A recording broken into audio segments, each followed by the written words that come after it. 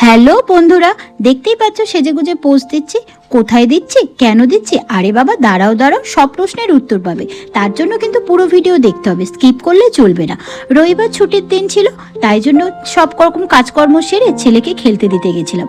খেলতে দিয়ে এসে প্রচণ্ড খিদে পাচ্ছিল, তাই ভাবলাম চলো এরই কাছাকাছি, খেলার জায়গা থেকে কাছাকাছি ছিল সানসেট পয়েন্ট ক্যাফে, দেখো লেখাই আছে।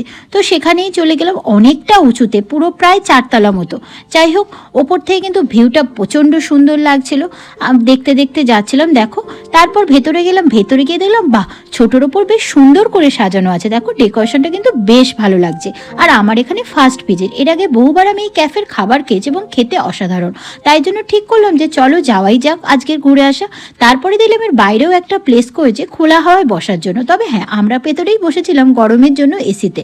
তো এখানে আবার বার্থডের জন্য স্পেশালভাবে কিন্তু সাজানো আছে, ছেলে কেউ বার্থডে সেলিব্রেটও করতে পারবে। যাই হোক, তারপরে আমরা ওখানে গিয়ে অনেকগুলো ছবিও তুললাম। একবার এসছি বলে কত, ছবি তো তুলতেই হবে।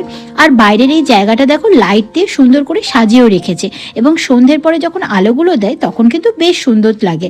আর নদীর ধারের সামনে ভিউ তো ভালোই লাগে। তারপর মেনু কার্ড দেখে এনে অর্ডার দেন, এবং ফার্স্টেই চলে এসেছিল আমার প্রিয় ফেভারিট মজিটো। তো মজিটো আমি খেলাম, উনি আর নিলেন না, আমার থেকে শেয়ার করলেন।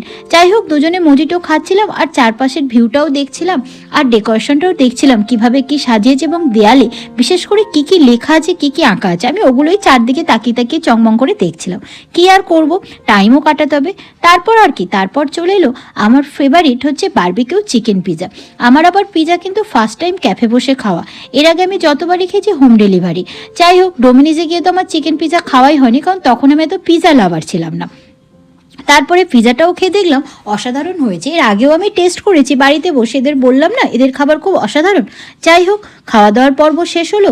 এদিকে দেখলাম ঘড়িতে টাইমও হয়ে এসছে, এবার ছেলেকে আনতে যেতে হবে। So tata bye bye, next ব্লগে আবার দেখা হচ্ছে। আর হ্যাঁ, ভালো লাগলে কিন্তু অবশ্যই লাইক, শেয়ার অ্যান্ড সাবস্ক্রাইব।